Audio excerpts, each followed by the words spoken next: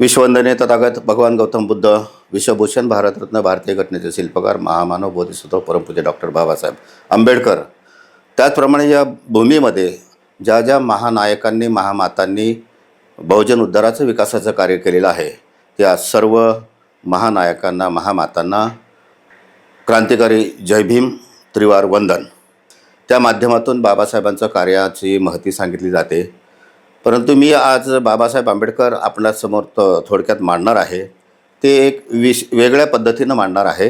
पारंपरिक पद्धतीने नाही की त्यांचा जन्म, त्यांनी इतकं शिक्षण घेतलं, ह्या डिग्र्या मिळाल्या, त्या डिग्र्या मिळाल्या, घटना लिहिली वगैरे वगैरे. त्यापेक्षा बाबासाहेब आंबेडकरांनी जे काही विशेष कार्य केलेलं आहे त्या कार्यावरती मी थोडक्यात प्रकाश टाकणार आहे.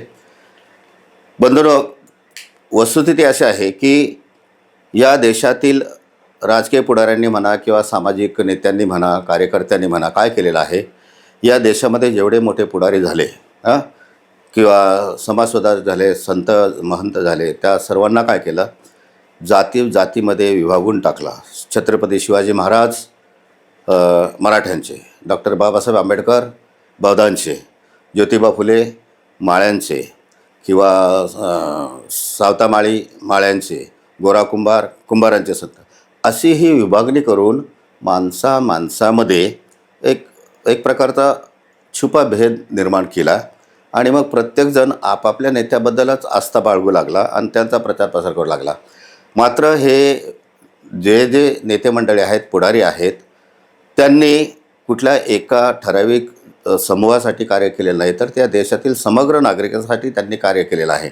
आणि म्हणून डॉक्टर बाबासाहेब आंबेडकर हे असे एक नेते आहेत की त्यांनी या देशातीलच नव्हे तर जगातील अनेक लोकांना, शोषित, पीडितांना, वंचितांना मार्गदर्शक ठरेल असं दैदिप्यमान कार्य केलेलं आहे.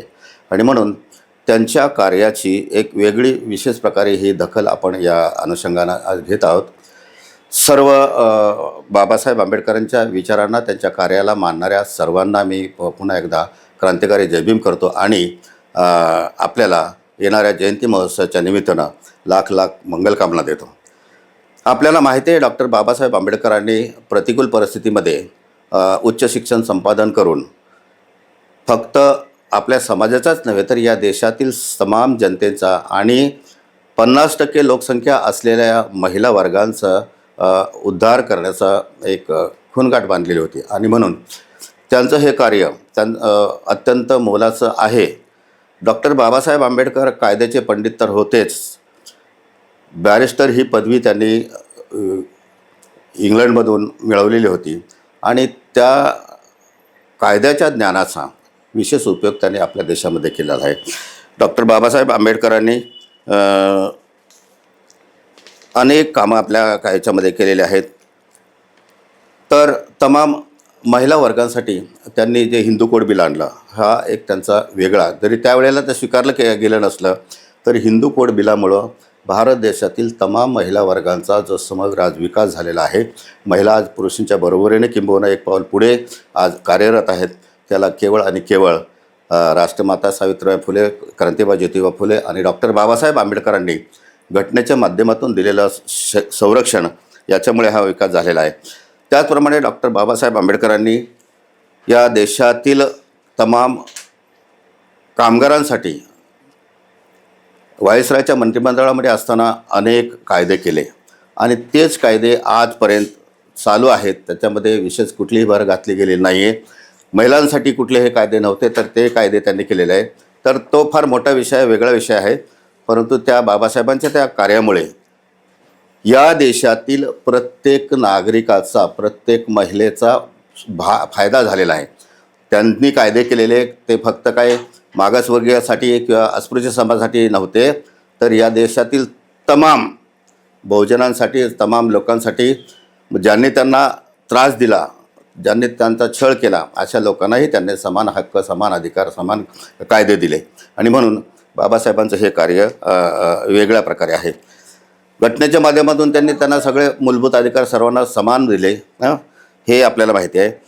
त्यांनी अनेक शिक्षण संस्था निर्माण केल्या आणि शिक्षण संस्थांच्या माध्यमातून शाळा आणि कॉलेजेस सुरू केले.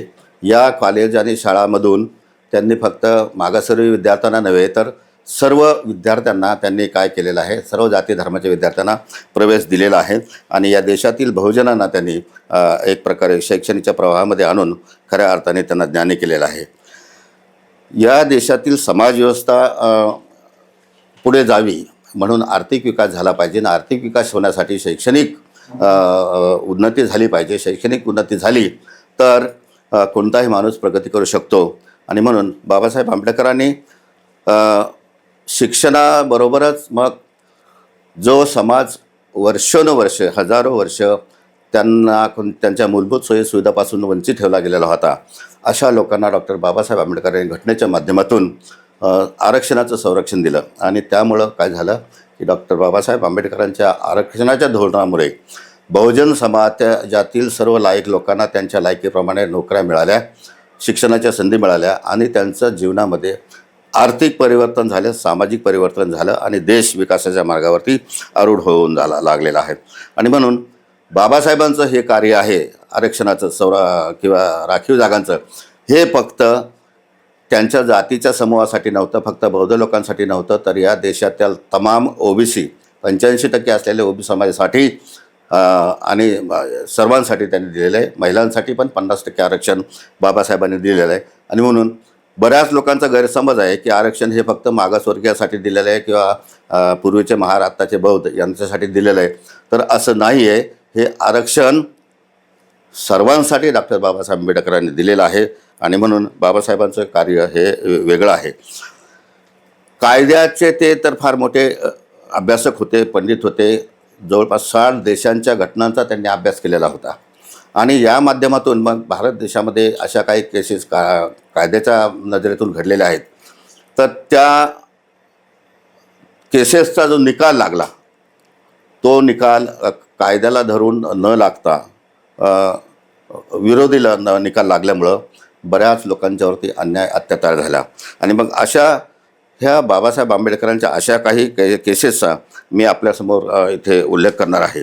तर बंधूंनो आणि भगिनींनो, मला सांगायला आवडेल की डॉक्टर बाबासाहेब आंबेडकरांनी सर्वप्रथम कामगारांसाठी कायदे तर केलेच, परंतु 1919 साली डॉक्टर बाबासाहेब आंबेडकरांनी महिलांना संरक्षण मिळालं पाहिजे, महिलांना सवलती मिळाल्या पाहिजे, हे इंग्रजांना सांगून तसं आदेश काढायला लावलेला होता.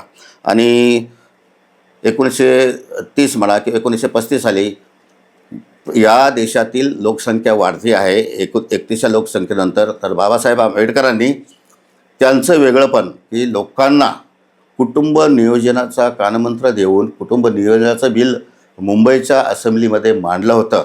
म्हणजे किती दूरदृष्टी बाबासाहेब आंबेडकरांची होती, पण हे लोकांना सांगितलं जात नाही. तर आपण एका महत्त्वाच्या सत्याग्रहाकडे येऊ. तर तो सत्याग्रह आहे चिरनेरचा सत्याग्रह. इंग्रज सरकारने एक कायदा केला होता की या देशातले जंगल संपत्ती आहे, या जंगल संपत्तीवरती या देशातले आदिवासी किंवा गोरगरीब लोक काय करतात, त्या जंगल संपत्तीतली फळे, औषधी वनस्पती किंवा त्या औषधी गुणधर्म असणारे झाडपाला हे जमा करून त्याच्यावरती उदरनिर्वाह करत होते.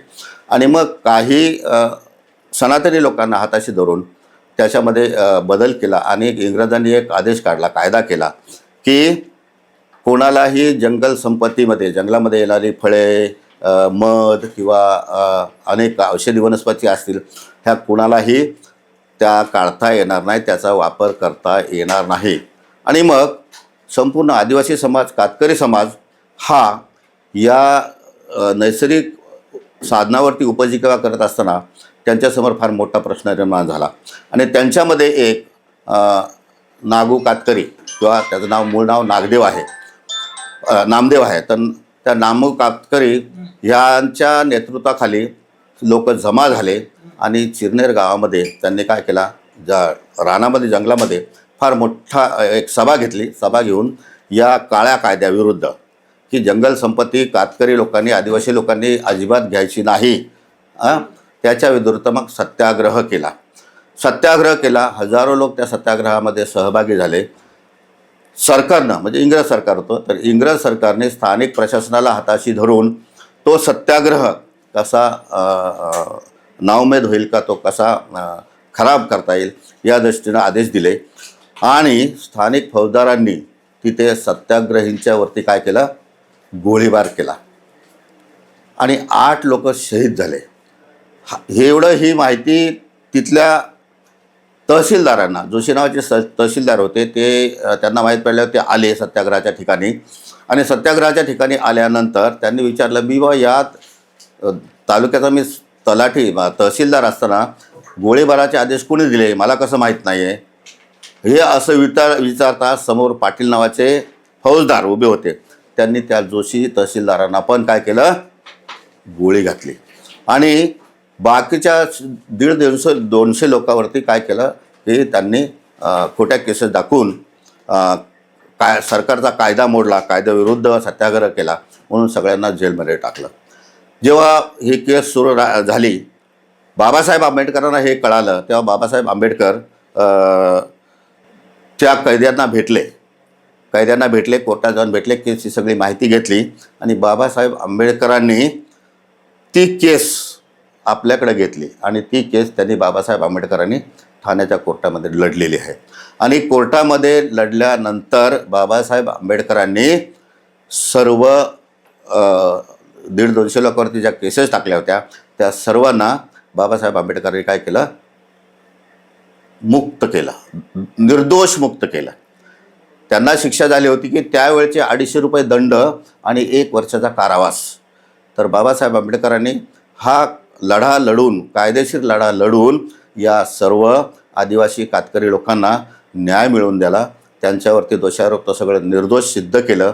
आणि मला हे सांगायचं, विशेष करून सांगायचं आहे की डॉक्टर बाबासाहेब आंबेडकरांनी ही केस लढली, त्यात कुणीही महार समाजाचा नव्हता, कुणीही त्यावेळेस तर बौद्ध धम्माची दीक्षा घेतली नव्हती. म्हणजे हे कार्य त्यांनी बहुजनांसाठी केलं आहे, कातकरी समाजासाठी केलेलं आहे, आदिवासी लोकांसाठी केलेलं आहे. आणि या कोर्ट केसेसचा संपूर्ण खर्च, या खर्चाच्या पोटी बाबासाहेब आंबेडकरांनी 1 रुपयासुद्धा घेतला नाही, हे विशेष आहे. आणि ह्या गोष्टी बऱ्याच लोकांना, किंबहुना बहुतांश लोकांना माहीत नाही आहेत. आणि म्हणून या प्रसंगी मी विशेषत्वाने हा विषय आपल्यासमोर, हा मुद्दा आपल्यासमोर मांडलेला आहे. दुसरा असाच प्रकार, बाबासाहेब आंबेडकर तर थोर कामगार नेते होते, कामगार वस्तीमध्ये राहत होते, जन्म त्यांचा तिकडं, शिक्षण तिथे असताना तिथे त्यांचं झालेलं होतं. मुंबई सरकारने कायदा केला की कामगारांना कोणत्याही प्रकारचा संप करता येणार नाही. सरकारने केलेला कुठलाही कायदा असेल त्याच्या विरुद्ध निदर्शनं करता येणार नाही, संप करता येणार नाही. आता जसं स्वराज्य हा माझा जन्मसिद्ध हक्क आहे असं आपण म्हणतो, किंवा तसं संप करणं हा सुद्धा काय आहे, संप करणं हा कामगारांचा काय आहे, जन्मसिद्ध हक्क असला पाहिजे आहे, हे डॉक्टर बाबासाहेब आंबेडकरांचं मत होतं. आणि मग कामगार चळवळी लोकांचं वस्तीमध्ये त्यांनी सगळा प्रचार करून कामगारांची संघटना तर त्यांनी बनवलीच, पण त्या संघटनेच्या माध्यमातून यांनी काय केलं, फार मोठा संप या मुंबई नगरीमध्ये काढला. त्यावेळचे मिल कामगारांचे नेते होते मेहता, यांच्याशी संगनमत करून किंवा त्यांना सोबत घेऊन 25,000 लोकांचा मोर्चा डॉक्टर बाबासाहेब आंबेडकरांच्या नेतृत्वाखाली मुंबई विधान परिषदेवरती बाबासाहेब आंबेडकरांनी काढला. आणि मग हा मोर्चा 8 नोव्हेंबर 1938 साली मंत्रालयावरती गेल्यावरती मंत्रालय हादरलं आणि मंत्रालयाने जो कायदा केला होता, मुंबई सरकारनं जो कायदा केला होता की कामगारांना कोणत्याही प्रकारचा सत्याग्रह करता येणार नाही, संप करता येणार नाही, निषेध करता येणार नाही, हा काळा कायदा डॉक्टर बाबासाहेब आंबेडकरांच्या ताकदीमुळे, सत्याग्रहामुळे, त्यांच्या विद्वत्तेमुळे सरकारला तो कायदा मागे घ्यावा लागला. आणि तो कायदा बंद झाल्यानंतर खऱ्या अर्थाने काय झालं, लोकांना त्यांचं स्वातंत्र्य मिळालं, संप करण्याचा अधिकार मिळाला. आणि म्हणून खऱ्या अर्थानं डॉक्टर बाबासाहेब आंबेडकर एक महान कामगार नेते आहेत, हे जगाच्या नकाशावरती स्पष्ट झालं.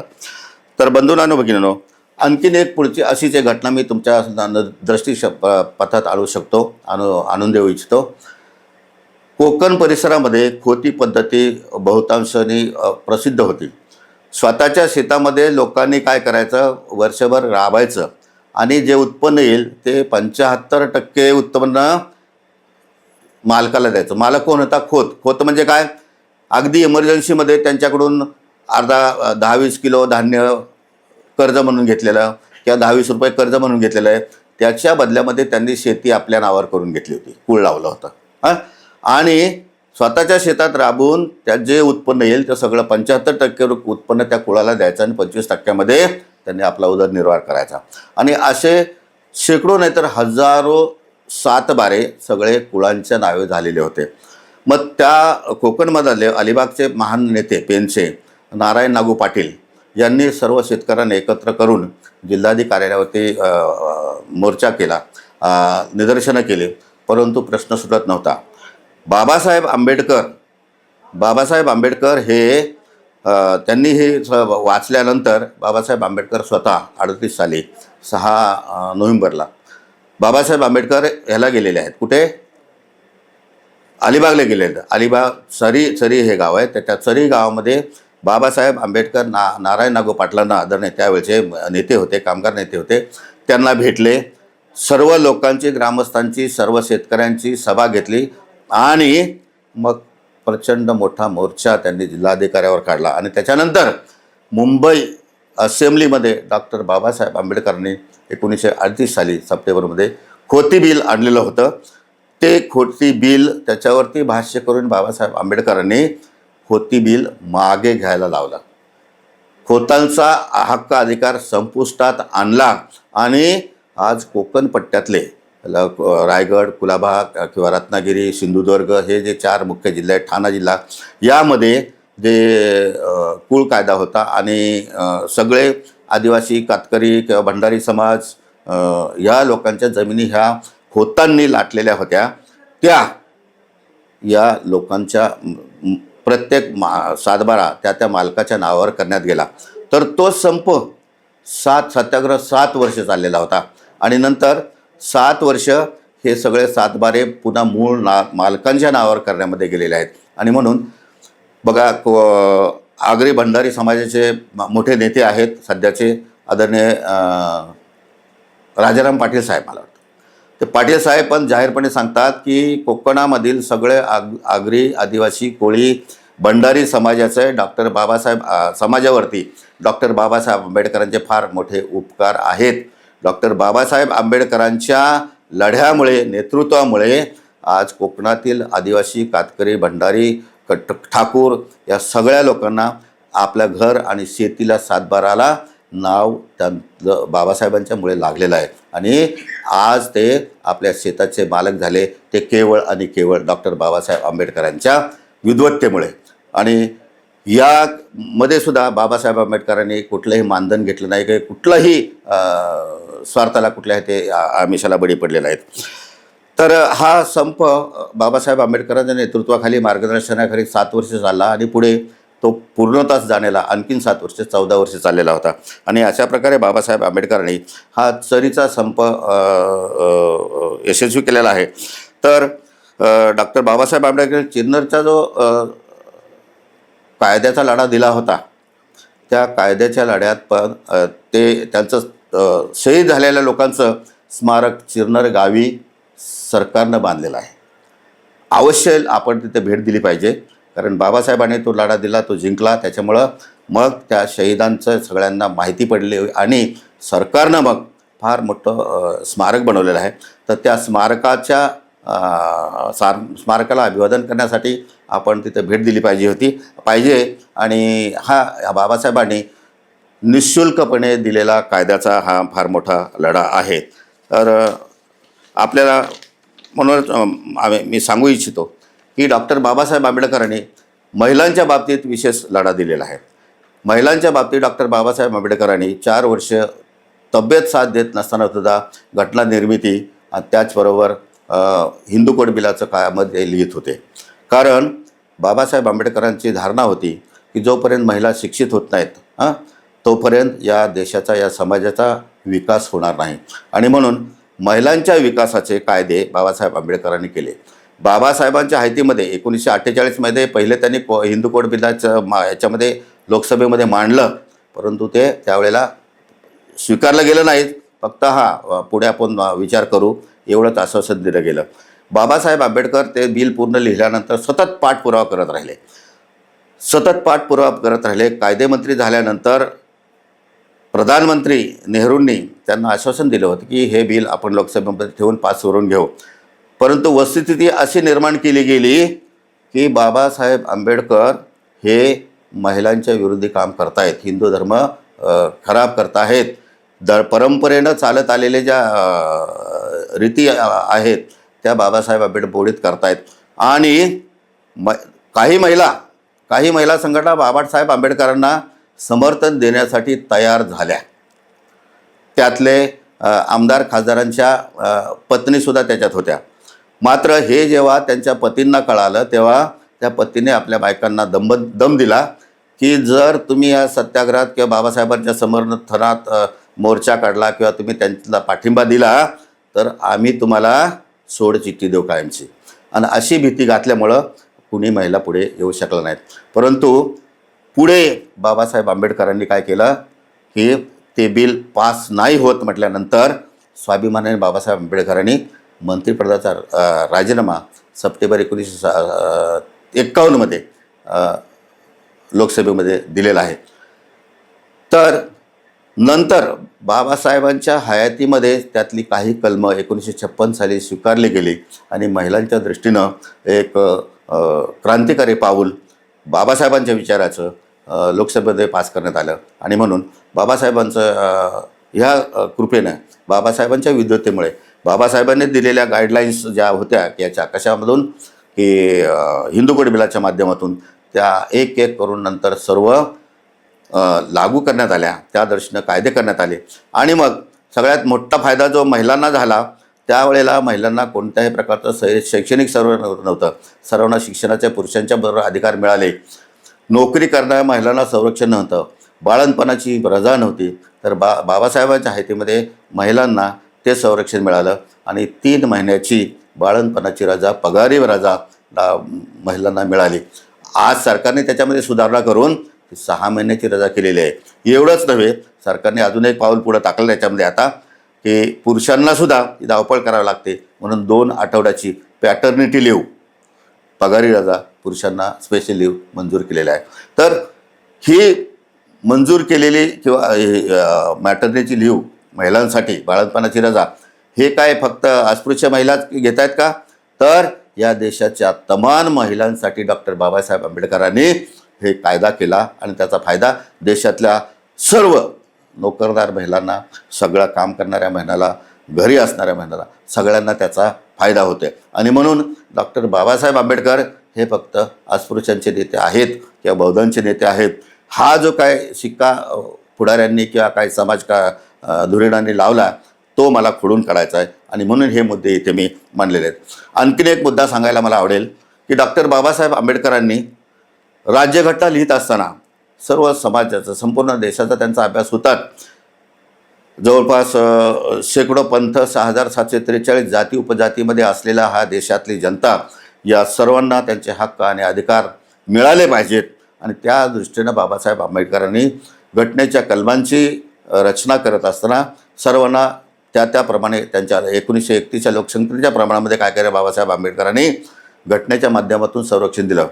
ओबीसींची घटना त्यावेळेला नक्की झाली, लोकसंख्या नक्की झाली नव्हती. म्हणून त्यासाठी बाबासाहेब आंबेडकरांनी 340 कलमामध्ये तरतूद केली की ओबीसींच्या राखीव जागा किंवा आरक्षणाबाबत सरकारने एक आयोग नेमावा आणि आयोगाच्या शिफारसीनुसार मग निर्णय घ्यावा. पुढे काय झालं की तो आयोग सरकारने नेमला. आयोग त्यांचाच होता, त्यांना धार्जिना होता. मग आयोगाने 2 वर्षामध्ये निकाल दिला आणि निकाल दिल्यानंतर अहवाल देताना ज्यांनी अहवाल तयार केला ते आयोगाचे प्रमुख कालेलकर यांनी त्या पहिल्याच पानावरती शेरा मारला की या अहवालाची मी सहमत नाही. आणि तो तेवढ्या एका वाक्यावरती तो अहवाल भाषणात बांधून गुंडाळून ठेवला गेला. हां, आणि तो किती वर्ष गुंडाळून ठेवला गेला? 78पर्यंत. त्याच्यानंतर मंडल आयोगाची निर्मिती झाली, स्थापना झाली आणि मंडल आयोगाने मग त्या शिफारशी केल्या, त्या पुढे लागू झाल्या आणि ओबीसींना संरक्षण मिळालं. पण त्यावेळेला बाबासाहेबांनी ती तरतूद केली नसती तर पुढे मंडल आयोगसुद्धा आला नसता. परंतु त्यावेळेला बाबासाहेब आंबेडकरांनी हे पाहिलं की कालेलकर आयोगाने ज्या शिफारशी केल्या आहेत ते सरकार तो आयोग वाचतसुद्धा नाही आहे, पटलावर आणत नाही आहे आणि म्हणून हिंदू कोड बिल लागू करत नाहीत, स्वीकारत नाही आहेत, ओबीसींच्या सवलतीबद्दल निर्णय घेत नाही. या प्रमुख 2 कारणासाठी डॉक्टर बाबासाहेब आंबेडकरांची मंत्रिपदाचा राजीनामा दिलेला आहे. हे किती ओबीसी लोकांना माहिती आहे, हे किती महिलांना माहिती आहे की बाबा आमच्यासाठी मंत्रिपदाचा राजीनामा देणारे एवढे महान व्यक्तिमत्व या देशामध्ये होऊन गेलेलं आहे. आणि म्हणून या गोष्टीची आठवण करून द्यावी वाटते. आणि म्हणून बंधूंनो भगिनींनो, बाबासाहेब आंबेडकरांचं कार्य हे फक्त मागास जातीसाठी किंवा त्यांच्या समाजातील अस्पृश्य समाजासाठी नव्हतं, तर या देशातील प्रत्येक नागरिकासाठी होतं आहे आणि राहील. घटनेच्या माध्यमातून त्यांनी आणखीन एक फार मोठा राजकीय अधिकार सर्वांनाच दिला. या देशामध्ये बहुजन समाजातील बहुतेक लोकांना, अस्पृश्यांना तर नव्हता, पण मतदानाचा अधिकार नव्हता. मतदानाचा अधिकार त्याच्यावरती जेव्हा चर्चा झाली, डिबेट झालं, तेव्हा महात्मा गांधींनी असा मुद्दा मांडला की जे आयकर भरतात, इन्कम टॅक्स भरतात, त्यांनाच मतदानाचा अधिकार मिळावा. आणि दुसरा मुद्दा, जे ग्रॅज्युएट आहेत, ज्यांनी डिग्री घेतली, त्या लोकांनीच मतदानाचा अधिकार होता. आता मला सांगा, हजारो वर्ष आम्हाला शिक्षणापासून वंचित ठेवलेला असताना आमच्यातून ग्रॅज्युएट कसा मिळणार? मग आमच्याकडून कोणी मतदानासाठी लायक होणार नाही. आम्हाला शिक्षणच नव्हतं, आम्हाला कुठला व्यवसायही नव्हता, मग आम्ही इन्कम टॅक्स किंवा आयकर दाते कसे होणार? आणि म्हणून बाबासाहेब आंबेडकरांनी हे सगळे मुद्दे मोडीत काढून कायद्यानं सज्ञान होणाऱ्या 21 वर्षाच्या तमाम भारतीयांना, स्त्री असो पुरुष असो, मतदानाचा हक्क घटनेच्या माध्यमातून दिला. हा राजकीय हक्क दिला आणि तो हक्क, त्या मताचं मूल्य सर्वांसाठी एक, राष्ट्रपतीच्या मताचं मूल्य एकच आहे, राजाच्या मताचं मूल्य एकच आहे आणि बहुजनातील गरिबातल्या गरीब माणसाचं मताचं मूल्य एक आहे. आणि म्हणून हा मतदानाचा अधिकार फक्त काय मागासवर्गीय किंवा बाबासाहेबांच्या जातीतल्या समाजाला मिळाला नाही, तर या देशातील तमाम नागरिकांना मिळाला आहे. आणि म्हणून बंधूंनो आणि भगिनींनो, बाबासाहेबांचे हे वेगळेपण आहे. कायद्याचे लढे बाबासाहेब आंबेडकरांनी दिलेले आहेत. आणखी एक मुद्दा सांगतो. देशाचे दुश्मन हा एक छोटासा ग्रंथ मला वाटतं 1927-28 साली प्रसिद्ध झाला. जे दे आणि जवळकर सत्यशोधक समाजाचे ते कार्यकर्ते होते आणि मराठा समाज होते. त्यांनी हा ग्रंथ लिहिला. त्याच्यामध्ये तत्कालीन ज्या काही देशामध्ये अनिष्ट रूढी परंपरा होत्या आणि त्या राबवणारे जे सनातनी होते त्यांच्याबद्दल अगदी कठोर भाषेमध्ये त्यांनी भाष्य केलं होतं. आणि तो ग्रंथ प्रकाशित झाल्यानंतर काय झालं? हंगामा झाला एकदम. सगळे उच्च जातीतील लोक एकत्र झाले आणि मग लेखक, प्रकाशक, मुद्रक, आता छापायचं काम करायचं काय चूक नाही आहे, त्याच्याकडे जे साहित्य आलं तर छापणं त्याचं काम आहे. परंतु मुद्रक, प्रकाशक, लेखक आणि यांच्यावरती त्या सनातनी लोकांनी कोर्टामध्ये केस टाकली आणि कोर्टामध्ये केस टाकल्यानंतर बाबासाहेबांना हे कळलं. त्यावेळेला त्यांना 1 वर्षाची शिक्षा झाली आणि 250 रुपये दंड झाला. बाबासाहेब आंबेडकरांना हे भेटल्यावरती बाबासाहेब आंबेडकर त्यांना भेटले, जे दे जवळकरांना भेटले आणि केस समजून घेतली आणि त्यांची केस बाबासाहेब आंबेडकरांनी लढली. त्यांच्या बाजूनं आपले विचार मांडले आणि न्यायमूर्तींनी जे दे जवळकरांच्या बाजूनं निर्णय दिला, त्यांना निर्दोष मुक्त केलं.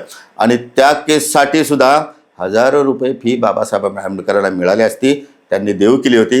पण बाबासाहेब आंबेडकरांनी 1ही रुपया कोणतीही फी, वकिलाची फी न घेता मुक्तपणे ही केस त्यांनी लढली. केवळ आणि केवळ त्या सत्यशोधक समाजाचे कार्यकर्ते होते म्हणून. आणि म्हणून पुढे जे दे आणि जवळकरांनी डॉक्टर बाबासाहेब आंबेडकरांना पुढे मोलाचं सहकार्य केलेलं आहे. आणि म्हणून डॉक्टर बाबासाहेब आंबेडकरांनी अनेक केसेस लढलेले आहेत. परंतु ह्या केसेस, ह्या महत्त्वाच्या काही केसेस आहेत, त्यात कुणीही मागासवर्गीय नव्हता किंवा त्यांच्या जातीतला नव्हता, धर्माचा बौद्ध समाजाचा नव्हता. आणि बाबासाहेब आंबेडकरांनी त्यांना काय केलं आहे, कायद्याच्या सनदशीर मार्गाने लढा देऊन त्यांना निर्दोष मुक्त केलेला आहे. आणि म्हणून डॉक्टर बाबासाहेब आंबेडकरांच्या 134व्या जयंतीच्या पूर्वसंध्येला त्यांना आदरांजली वाहताना ह्या एक वेगळ्या मुद्द्यांची आपल्या सर्वांना जाण व्हावी म्हणून मी हा प्रपंच इथे केलेला आहे. आणखीन एक मुद्दा शेवटचा सांगून मी आपली रजा घेईन. आज जगामध्ये जे कालगणना होते ते जानेवारी ते डिसेंबर, सगळ्या जगाचं कॅलेंडर 1 जानेवारी ते 31 डिसेंबर या 12 महिन्यामध्ये चालतं. भारताचं पण कॅलेंडर 1 जानेवारी ते 31 डिसेंबर आहे. जगाचं अर्थशास्त्र किंवा ऑडिट हे सगळे डिसेंबरला होतात, परंतु भारतामध्ये मात्र ऑडिट 1 एप्रिल ते 31 मार्च 31 मार्च हे आर्थिक वर्ष पकडून केलं जातं. हा वेगळेपणा भारतामध्ये का आहे? तर डॉक्टर बाबासाहेब आंबेडकरांनी अजून अनेक संशोधनं केली आणि शोध निबंध प्रकाशित केले, शोध ग्रंथ प्रकाशित केले.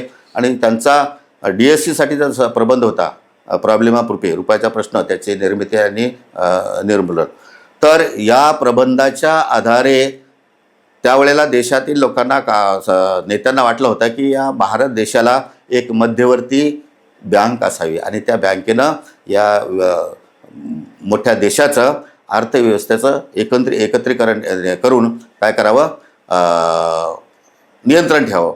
आणि मग बाबासाहेब आंबेडकरांनी लिहिलेला ग्रंथ प्रॉब्लेमा प्रुफीज या ग्रंथाच्या आधारे त्याच्यामध्ये केलेल्या मार्गदर्शन सूत्रानुसार या देशातील मध्यवर्ती बँक म्हणजे रिझर्व्ह बँक ऑफ इंडिया किंवा भारतीय रिझर्व्ह बँक या बँकेची स्थापना 1 एप्रिल 1935 रोजी झालेली आहे. आता ते त्याच्यासाठी सर्वे करण्यासाठी कमिटी आली होती, तो वेगळा विषय आहे.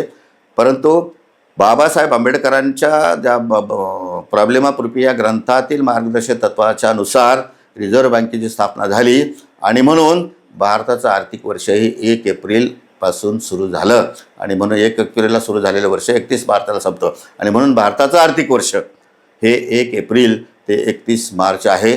आणि बाबासाहेब आंबेडकरांच्या विचारातून त्यांनी लिहिलेल्या मार्गदर्शक ग्रंथाच्या मार्गदर्शक तत्वानुसार या देशाचा संपूर्ण अर्थव्यवहार सांभाळणारी देशातील सगळ्यात मोठी बँकांची बँक म्हणजे रिझर्व्ह बँक या बँकेची स्थापनासुद्धा बाबासाहेब आंबेडकरांच्या विचारानुसार झालेली आहे.